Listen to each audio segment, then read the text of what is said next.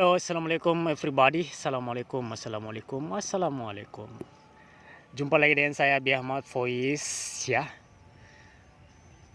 Kita akan bahas di episode pertama kali ini tentang jangan cuman omon-omon ya. Ini adalah istilah yang diviralkan oleh Bapak Prabowo Subianto ya. Jadi ini adalah ucapan beliau yang begitu viral ya, yang kita sering dengar di medsos, yang sering diucapkan oleh orang-orang pendukung-pendukungnya ya. Jangan cuma omon-omon. Baiklah, kita bahas kenapa penting sekali, kenapa jangan cuma omon-omon ini harus kita terapkan dalam kehidupan kita juga, agar supaya kita mengerti bahwa kehidupan kata-kata dengan kehidupan tindakan itu sebetulnya saling saling terkait ya. Kalau kita sudah berkata-kata, mengeluarkan kata-kata itu harus kita pegang, teman-teman. Harus kita betul-betul pegang ya, pegang erat kata-kata yang keluar dari mulut kita itu. Jangan hanya serampangan atau sembarangan ya mengeluarkan kata-kata. Entahkah itu kata-kata kutukan, entahkah itu kata-kata kebaikan, entahkah itu kata-kata janji, apalagi janji ya. Jadi harus betul-betul teman-teman tepati itu.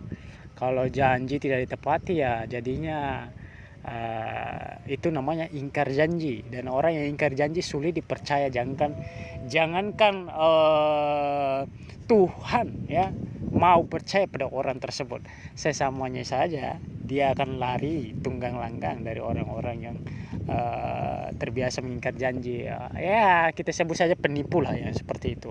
Dia sudah berjanji tapi tidak mau memenuhi janji-janjinya tersebut. Jadi jangan asal mengeluarkan janji atau sumpah, apalagi mengatasnamakan Tuhan, sumpah demi Tuhan ya, itu sangat berbahaya itu ya. Sumpah demi Tuhan saya akan melakukan ini, saya akan melakukan itu. Kalau teman-teman tidak mampu menunaikannya, itu sangat berbahaya ya. Baik di dunia saat ini tempat kita hidup ini, maupun setelah kematian kita, itu akan ditagih janji-janji kita itu. Apalagi kalau sampai membawa-bawa nama Tuhan dalam sumpah dan janji kita, itu tidak boleh kita biarkan terjadi dalam diri kita. Kalau memang merasa ini 50-50 ya, Anda usah bersumpah lah ya. Kalau tidak mampu menunaikan, Anda usah bersumpah ya. Kita usahakan saja semampunya kita bilang saja ya. Dalam berkomunikasi itu ada banyak tekniknya ya. Kalau memang kita tidak mampu ya, kita bilang saya tidak mampu, tapi saya akan usahakan ya. Saya akan usahakan sekemampuan saya, semaksimal mungkin usaha saya akan menunaikan hal tersebut. Saya akan memenuhi hal tersebut. Tapi saya tidak berjanji. Tidak apa-apa, kita jujur saja. Saya tidak bisa menjanjikan sesuatu yang belum saya kerjakan. Tunggulah, biarkan bukti yang membuat hal tersebut menjadi kenyataan ya. Jadi orang itu lebih senang kepada bukti daripada banyak janji. Entah siapapun itu, bahkan cewek juga. Kalau kita punya pasangan, kita terlalu banyak janji tapi tidak ada satupun yang terpenuhi ya, cewek itu kan lebih baik dia cari yang lain ya, yang lebih bermutu begitu. Pria yang bermutu itu pria yang mau membuktikan janjinya, bukan hanya sekedar omon-omon. Sekali lagi, bukan cuman omon-omon saja ya. Ingat kata-katanya Prabowo itu, beliau mengucapkan itu bukan sekadar ucapan, tapi dia sudah memprediksi karena dia sudah menanam benihnya, dia sudah mengerjakan sesuatu. Ada pekerjaan yang dia sudah kerjakan sehingga dia bisa memprediksi bahwa hasilnya kemudian itu berdasar apa yang dia telah lakukan sekarang ini ya. Di masa sekarang ini kita harus pandai-pandai berinvestasi ilmu, berinvestasi amal, berinvestasi kebaikan ya, berinvestasi konten ya. Bahkan konten itu adalah investasi, teman-teman. Saya meyakini betul bahwa konten itu adalah investasi digital kita. Kapan itu nanti kita lihat sendiri, begitu banyak orang yang tadinya tidak bisa mengakses apapun menjadi sangat gampang mengakses sesuatu ketika dia viral. diundang kemana-mana, terus dia menjadi public figure, didengarkan kata-katanya. Tadinya diremehkan ya karena masih pengikutnya 1-2 orang, bahkan tidak punya followers ya. Tapi ketika dia punya followers yang banyak, dia pasti didengarkan, bahkan oleh pemerintah dia akan sangat-sangat diwaspadai, teman-teman ya.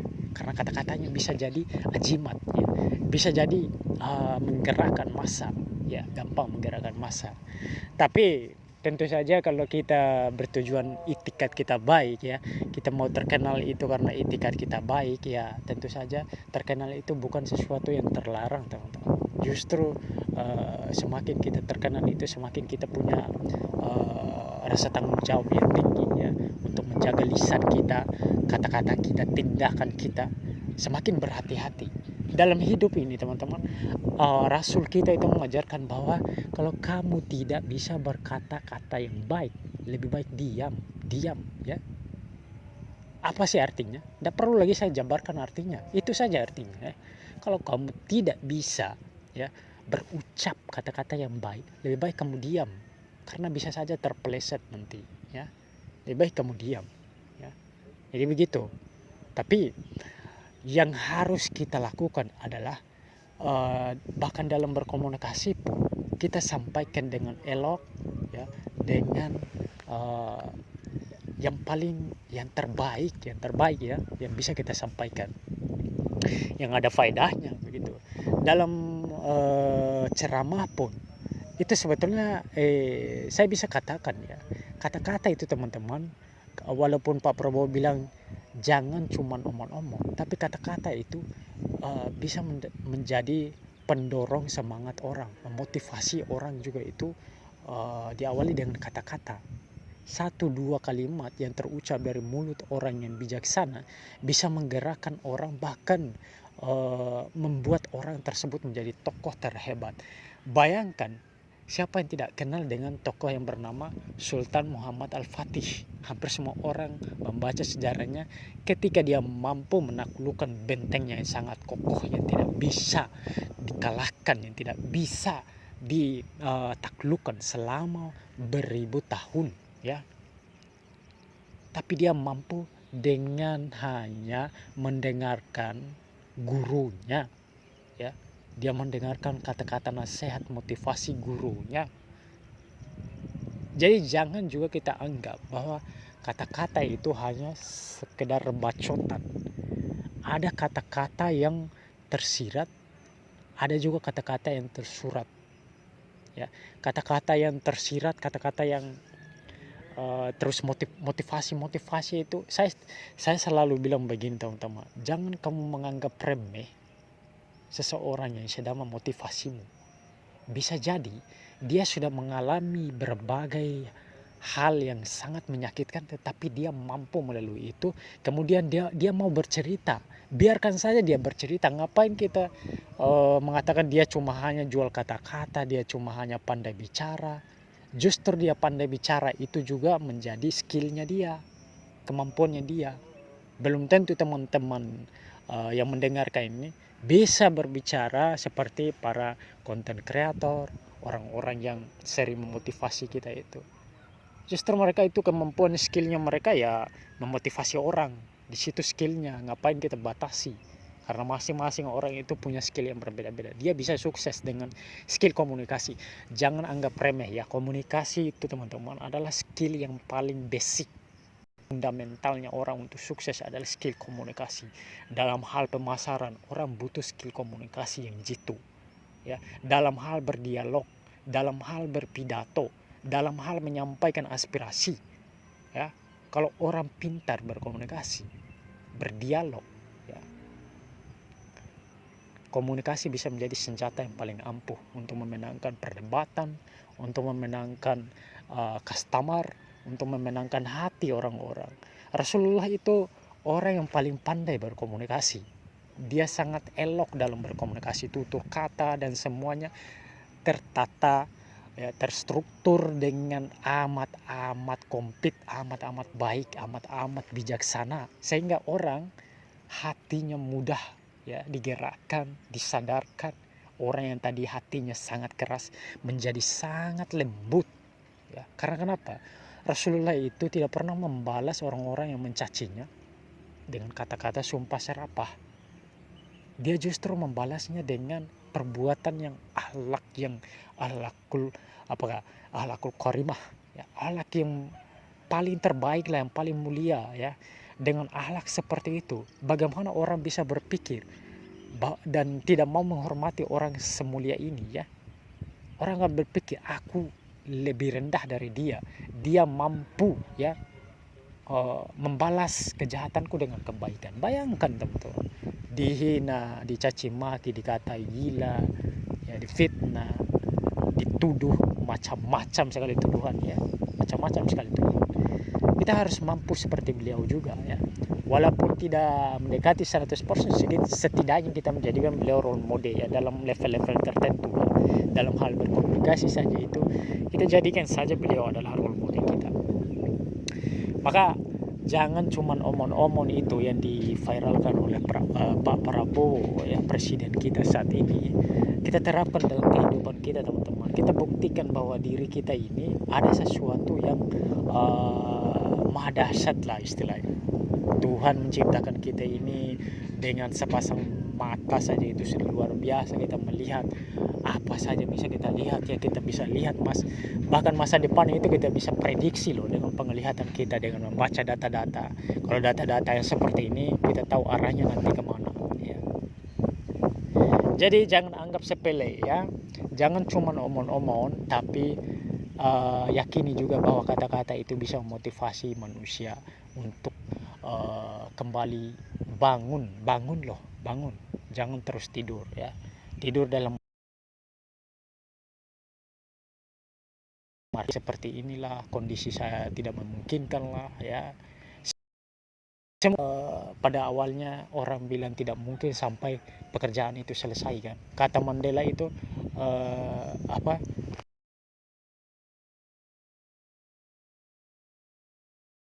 sampai berhasil diwujudkan. Mandela bilang seperti itu. Nelson Mandela loh, ya, yang dulu dianggap teroris masyarakat bangsa Afrika Selatan, ya.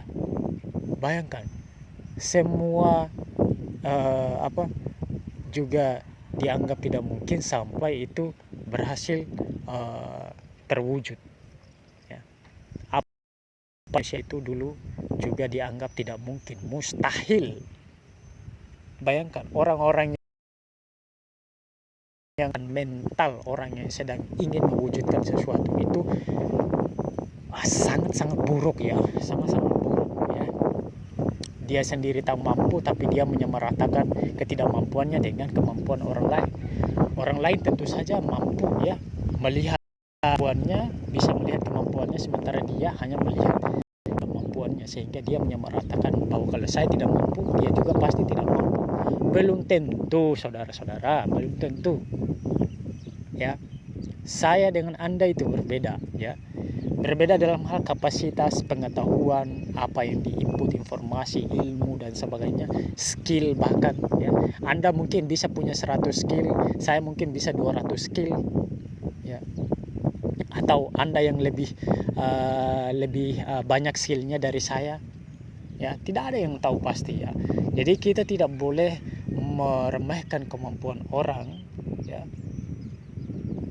Apalagi kalau banyak sekali yang saya dengar itu orang seringkali beranggapan bahwa kalau misalnya begini, kalau misalnya orang lain itu orang yang lebih mampu lah istilahnya, tidak bisa mengerjakan itu, bagaimana pula dengan saya, ya. Dia menyerah, apakah istilah yang paling mudah, dia menyerah sebelum mencoba, ya, seperti itu. Dia menyerah sebelum mencobanya, ya, karena dia melihat di depan sana teman yang lebih kuat gagal. Dia sebelum mencobanya dia sudah mengatakan begini, kalau dia saja yang kuat tidak mampu, bagaimana pula dengan saya. Itu mental yang memang cuman omon-omon kalau begitu, ya, cuman omon-omon. dia pria sejati, merasa dirinya pria sejati, tapi menyamaratakan kemampuannya dengan orang lain. Menyerah sebelum mencoba itu adalah sesuatu yang primitif, pandangannya sangat primitif terbelakang ya. Kita harus mencobanya dulu ya sampai maksimal, kemudian gagal ya tidak apa-apalah kita misalnya mengaku tidak mampu melakukan ini, tidak apa-apa, tidak dilarang juga mengakui kelemahan ya, tidak apa-apa, tapi kita harus mencobanya dulu ya.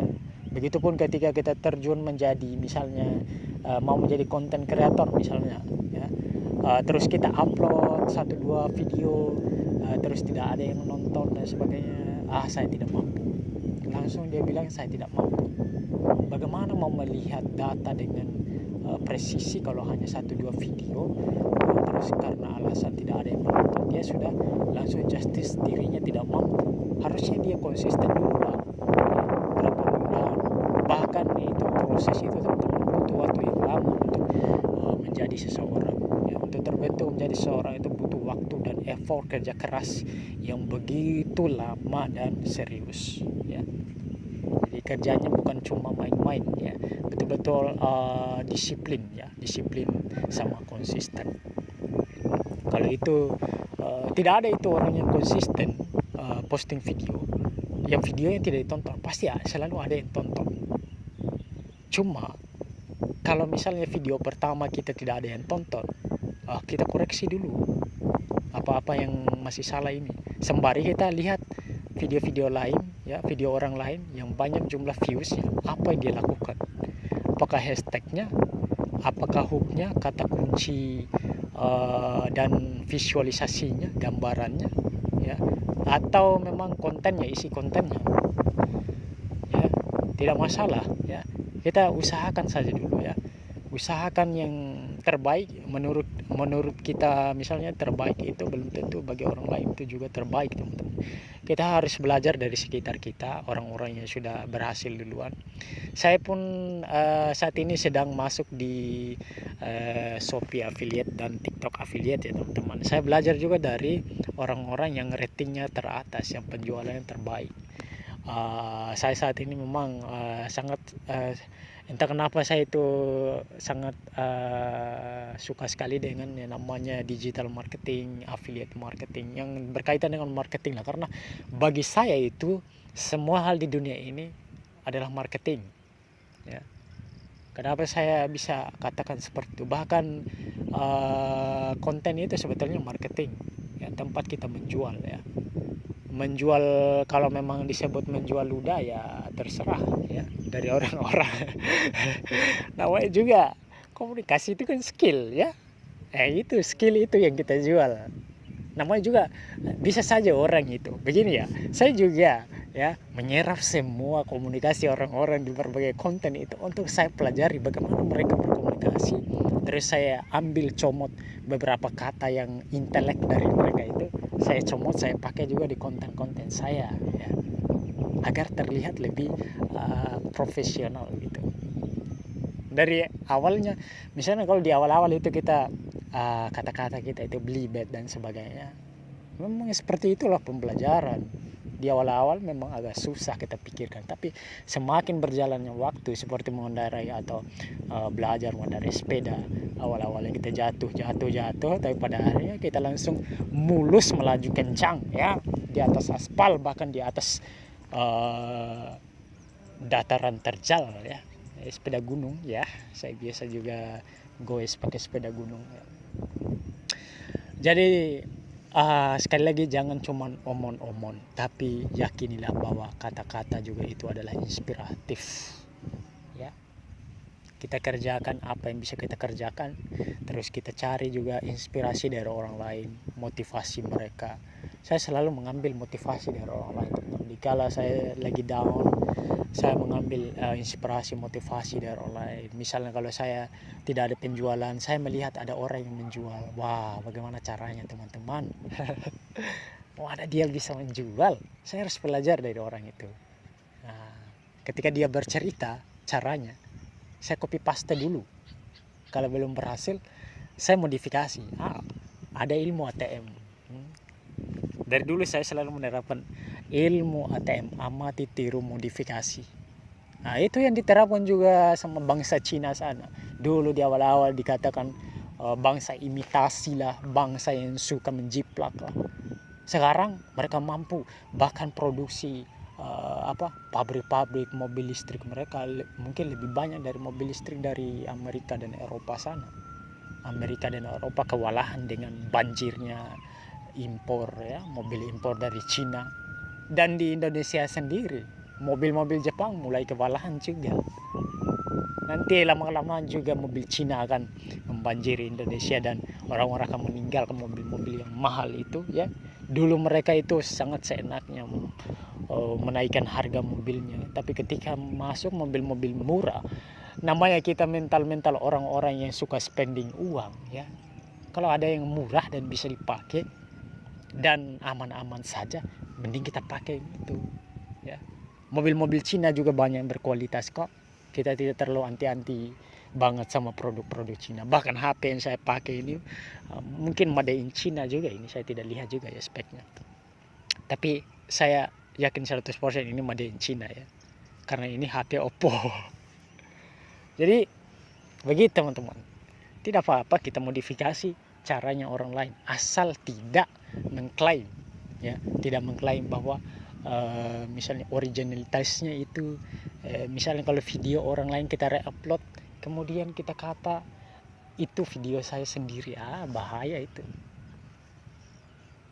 Copy paste yang betul itu adalah kita jiplak sistem yang dia pakai, bukan semuanya ya, bukan kita jiplak semuanya ya, yang kita anggap penting-penting saja, yang menunjang kebutuhan dan bisnis kita saja. Begitu. Mungkin durasi dari video ini saya buatkan 25 menit atau 30 menit ya, setengah jam, supaya nanti ada part keduanya ya. Jadi teman-teman, jangan cuman omong-omong, kita buktikan dalam hidup kita bahwa kita ini sebenarnya mampu loh ya. Kalau memang kita saat ini yang saya sering ucapkan berada di tempat terkutuk ya, masih semuanya serba disewa, bukan milik kita sendiri. Walaupun kita tahu ya dunia ini tempat kita hanya persinggahan sementara, tapi setidaknya kalau kita memiliki punya hak sendiri, tanah atau rumah atau mobil, lebih lega saja rasanya. Tidak ada lagi tuntutan untuk membayar ini itu ya, membayar biaya bulanan. Itu yang saya selalu pikirkan. Dan kita harus terus ada mindset seperti itu, meskipun kita masih tinggal di tempat orang atau menyewa sewa bulanan dan sebagainya. Kita usahakan punya tempat seperti itu. Kalau kita sudah punya uang dan tetap berorientasi dan cenderung lebih memilih sewa, tidak apa-apa juga. Kalau memang kita tidak terlalu insentif ya, intens bukan insentif, terlalu intensif pergerakan kita. Kalau kita mungkin bukan orang yang sibuk ya, mending sekali-sekali misalnya kalau kita keluar ya sewa mobil bisa, tidak perlu punya pribadi ya, untuk menghemat juga biaya perawatan dan sebagainya. Ya itu semua tergantung dari, kembali lagi ke diri kita masing-masing ya. Masing-masing orang punya kebutuhan yang berbeda-beda ya, untuk pergerakan bisnis dan kehidupan mereka gitu. Kemudian yang saya ingin sampaikan, kenapa kita tidak boleh hanya jangan cuma omong-omong, agar kita ini betul-betul perhatikan apa sih yang bisa saya maksimalkan dalam diri saya sendiri ini ya. Apa yang mungkin masih bisa saya garap begitu. Jangan hanya berhenti di satu tempat, karena kata orang kesuksesan itu berawal dari kita menyiapkan wadah ya. Kalau kita ingin besar, maka kita harus juga siapkan wadah yang besar ya. Percuma kita inginkan sesuatu yang besar tapi wadah dalam diri kita sendiri itu wadah yang kecil, tidak bakalan mampu menampung ya tidak bakalan menempuh sesuatu yang besar. Cita-cita besar harus diawali ya, didasari ya oleh wadah yang besar juga. Wadah yang besar itu seperti ilmu pengetahuannya, terus pengalamannya ya. Karena kapan kita menerima sesuatu yang besar, tanggung jawab besar, tapi kita tidak punya ilmunya, tidak punya pengalamannya, ya hancurlah itu ya, percuma lah ya. Nggak usah lagi dibicarakan itu ya. Jadi kita harus punya ilmunya, yang menjadi wadahnya ya. Selanjutnya adalah bahwa kita belajar dari kata-kata Pak Prabowo ini terkait mental petarungnya itu betul-betul menjadikan beliau seseorang ya. Bayangkan menjadi presiden negara yang begitu luasnya Indonesia ini. Anda bisa lihat sejauh mata memandang. Presiden satu negara yang amat besar itu mungkin posisi yang paling tinggi, yang paling level maksimum yang bisa didapat di negeri ini kan, bisa menjadi presiden. Dia dulu itu orang buangan ya, ke Jordan mungkin dia dibuang dulu itu, entahkah dia pernah dipecat. Bukan sesuatu yang memalukan ya, walaupun itu seperti penghinaan dan sebagainya, sempat dianggap sebagai pengkhianat bangsa, mungkin pelanggar HAM berat dan sebagainya.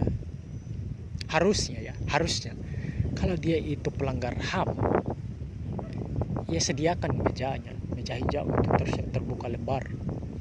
Dulu ketika dia menjadi oposisi berapa tahun itu, tidak ada yang melakukan. Entahkah karena dia memang tidak terlibat atau bagaimana, saya juga tidak tahu. Karena kapan kita menuduh orang lain terlibat, kita tidak membawa empat saksi atau saksi-saksi yang menentukan, atau kita tidak bisa membuktikan bahwa dia terlibat, maka kita lah pihak yang akan menjadi yang menerima konsekuensi seriusnya itu ya. Kita harus buktikan.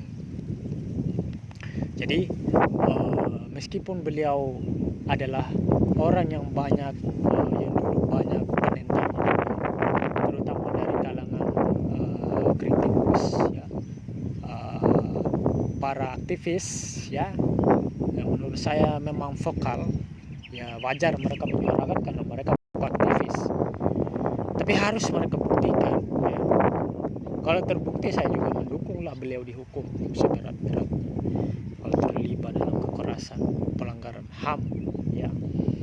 Itu tidak boleh dibiarkan ya di negara Indonesia menganut hukum sebagai sumber tertingginya untuk menegakkan keadilan. Oke, mungkin kita akan berakhir dalam beberapa menit lagi, 2 menit mungkin. Saya ingin menyimpulkan satu hal, bahwa jangan cuman omong-omong itu, kita betul-betul memadukan ya. Kita membuat kata-kata itu menjadi bukti ya. Kita bisa membuat kata-kata itu menjadi bukti. Bukan berarti kata Prabowo itu jangan cuman omong-omong itu kita tidak boleh berucap atau berkata-kata ya. Kita justru harus mengucapkan sesuatu yang kita yakini kebenarannya. Kita harus membela kata-kata kita dengan pembuktian. Itu intinya ya. Mungkin itu saja dari saya. Mudah-mudahan apa yang saya sampaikan dalam mungkin sekitar 30 menit ini ada faedahnya, ada hikmahnya. Adapun kekurangan-kekurangan mohon dimaafkan. Wabillahi taufik wal hidayah. Wassalamualaikum warahmatullahi wabarakatuh. Terima kasih semuanya.